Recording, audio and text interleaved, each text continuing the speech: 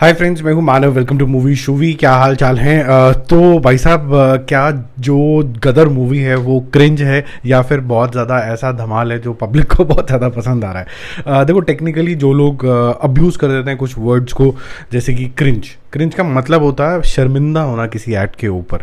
ठीक है, तो आप बोलो कि ये जो गदर है ये शर्मिंदगी वाली मूवी है, तो मेरे ख्याल से आपकी डेफिनेशन में कुछ गड़बड़ है।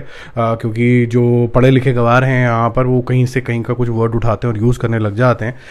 क्रिंज का मतलब जो वो यूज़ करने की कोशिश कर रहे हैं वो है घटिया। घटिया का मतलब क्रिंज नहीं होता भाई साहब।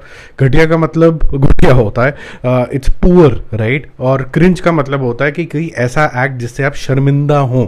तो ये जो एक्ट है ये सेकंड पर्सन के ऊपर लागू होता है कि वो दूसरा पर्सन जिसने मूवी बनाई उसको बड़ी शर्मिंदगी फील हो रही है कि मैंने ये क्या बना दिया।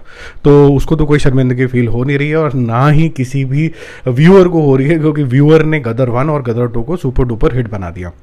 मैं अपने पेरेंट्स के साथ गया था गदर 2 सेकेंड टाइम देखने के लिए, और मेरे लिए 6 एक मेजर हाइलाइट्स थे। 6 पॉइंट्स मुझे समझ में आए कि मूवी के हाई पॉइंट्स थे।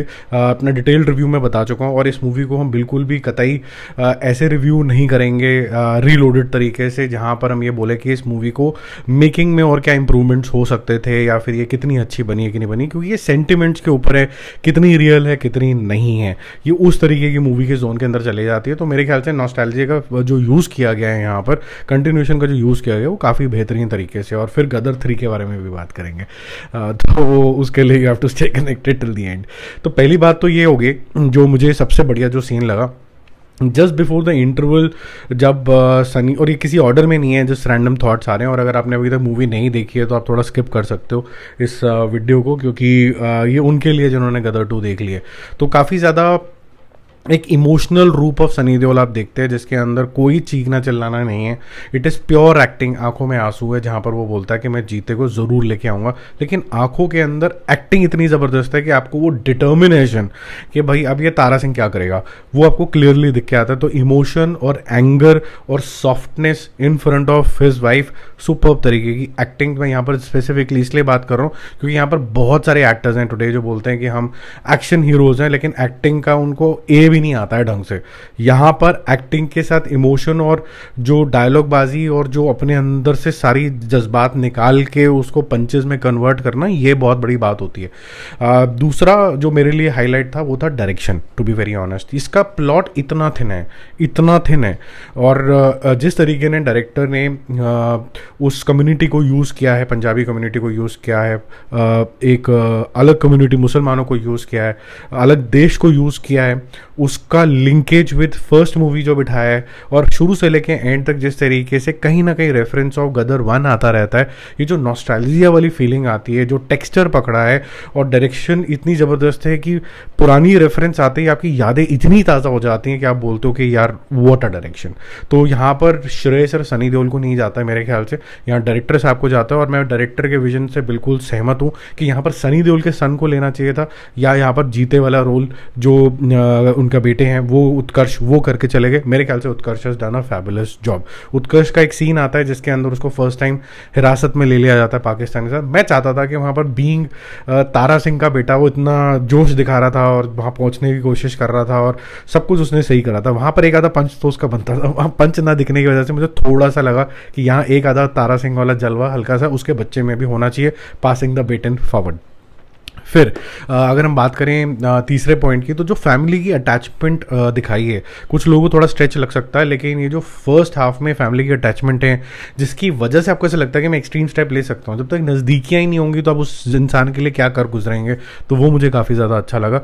रिस्पेक्ट फॉर एल्डर्स, जो अपनी वो ताई के लिए रिस्पेक्ट दिखाता है, वो भी काफ़ी ज़्यादा अच्छा लगा मुझे।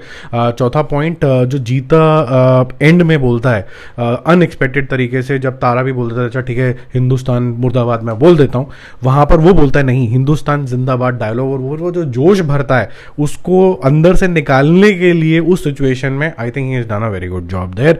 फिर हम बात करते हैं सनी देओल के 2 सीन्स की जो कि बहुत ही ज्यादा खतरनाक थे। एक खतरनाक शॉट तो था जिसके अंदर खतरनाक ब्रूटैलिटी भी थी, जो होती हथौड़ा शॉट। अब बहुत से एक्टर्स ने of lately without taking names हथौड़ा का यूज किया, अच्छे लगे हैं वो, I am not making a comparison, but this guy he is unbelievable. इसके हाथ में हथौड़ा पेंसिल लग रहा होता है और ये लगता है कि यार ये खेल रहा है इसके साथ, ठीक है। और जिस तरीके का डिमीनर है सनी देओल के साथ, और जैसे वो फोड़ देता है जीप्स को, एक सेकंड के लिए भी नहीं लगता कि ऐसा नहीं हो सकता है। आप कुछ साउथ की मूवीज़ देखोगे, मैं अगेन कंपेयर नहीं कर रहा हूँ, बट हम डिमीनर की बात कर रहा हूँ। एक है कि आपको बहुत यूसेज करना पड़ता है सीन को क्रिएट करने के लिए, और फिर कुछ होता है एक्टर्स जो होते हैं उनका डिमीनर ऐसा हो जाता है कि ये कर सकता है यार, ये कर देगा यार, ये फोड़ देगा, अरे इसने अभी तक फोड़ा क्यों नहीं। इस तरीके की जो चीज़ें होती हैं वो आप कुछ एक्टर्स जो होते हैं over a period of time earn करते हैं। ये आप सीन को क्रिएट करके नहीं कर सकते हैं, ये उत्कर्ष नहीं कर सकता था। फॉर एग्जांपल हथौड़ा चलाने वाला काम वो अनरियल लगता, अनबिलीवेबल लगता। सेकेंड लास्ट जो मेरे लिए छठा पॉइंट सबसे ज़्यादा क्रिटिकल था वो था हैंड पंप वाला सीन। अब हैंड पंप जो फर्स्ट वाले में था वो तो उखाड़ के मतलब दुनिया को डरा दिया गया था और लोग एकदम चक्के रह गए थे। उसकी जो दहशत है वो 20-25 साल तक रही है, और इस बारी हैंड पंप उखाड़ा भी नहीं है प्रॉपरली। तो जिन लोगों ने नहीं देखी है तो मैं आपको स्पॉइलर ही दे रहा हूँ, मैंने शुरू में ही बोल दिया स्पॉइलर है, लेकिन जिन्होंने देख लिए वो डर इतना ज़्यादा है कि वो 2 डिकेड तक रहता है और उसने आधा ही उखाड़ा है, अभी उखाड़ा भी पूरा नहीं है, और जो लोग उसको मारने आए हैं वो तितर बितर हो गए। I think it is very wonderfully shot, it gives you that flavour of the old movie. तो मेरे लिए तो ये 6 सीन थे जो बहुत ज़्यादा क्रिटिकल थे, कि मुझे लगा कि हाँ यार मज़ा ही आ गया, ठीक ठाक डायरेक्शन हो गई है और स्टोरी टेलिंग भी ठीक है। इसके अंदर खामियां भी जितने मैंने 6 लिखी हैं तो 6 खामियां भी हैं, पर मैं आपका मज़ा वो मूवी का नहीं स्पॉइल करूँगा वो 6 खामियां देके। मैंने अपने रिव्यू के अंदर थोड़े से इंडिकेट करे थे कि it's not a perfect film, but ये जज्बातों के साथ खेलेगी, और ये जज्बात जो हैं आपको भावनाओं में बहरा के इस मूवी को सुपर डुपर हिट बना देंगे। अब एंड में जैसे कि शुरुआत में ही आता है गदर, गदर कथा कंटिन्यूज, तो तीसरे में आता है टू बी कंटिन्यूड, तो गदर 3 भी बनेगी। और जो मेकर हैं अनिल शर्मा उन्होंने भी ये बात क्लियर करी थी।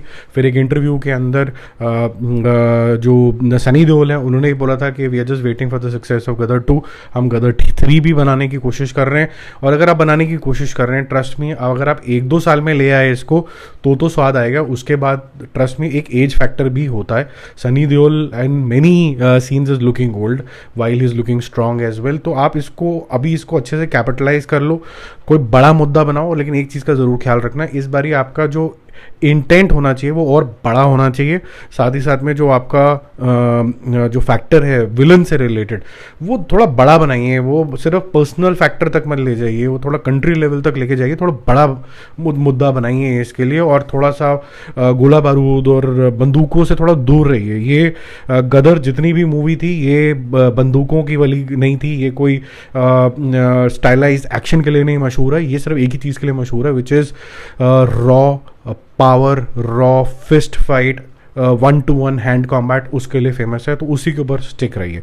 आपको कैसे लगा ये वीडियो? अगर अच्छा लगा तो थम्स अप दे देना, और कुछ कमेंट करना है तो वो बता देना, नहीं तो 1-to-1 इंटरेक्शन करना है तो इंस्टाग्राम से अच्छा कुछ नहीं है। इंस्टाग्राम पे जाइए, मूवी शूवी सर्च करिए, वहाँ पर मैं आपको दिख जाऊँगा, वहाँ पर आप चैट में जाइए और मेरे साथ जितनी गुफ्तगू करनी है कर लो। सेम ही दिन मैं आपके साथ यूजली इंटरेक्ट कर लेता हूँ, 6 घंटे से ज़्यादा का डिले होता नहीं है हायर साइड पे। जल्दी मिलते हैं दोस्तों, बाय बाय।